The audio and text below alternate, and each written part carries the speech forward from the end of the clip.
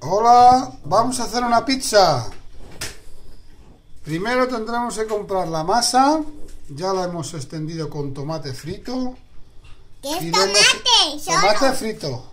No, Y le hemos tomate echado atún, jamón york y le vamos a echar cachitos de queso, ¿verdad?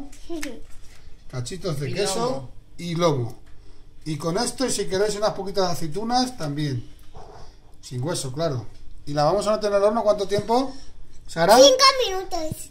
5 o más. Porque ya lo tenemos precalentado. Vale, pues de momento lo vamos a meter, normalmente son 10 minutos, ¿no? 5 minutos. Bueno, Vamos a lo tomar. lo vamos a poner 10 minutitos y ahora vemos el resultado. Fácil, fácil, fácil.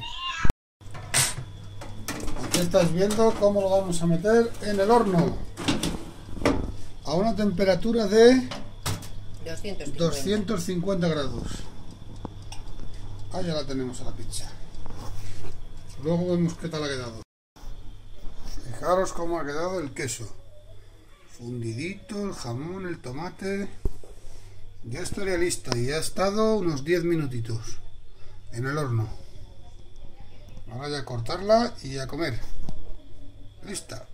Pizza con atún, jamón york y queso.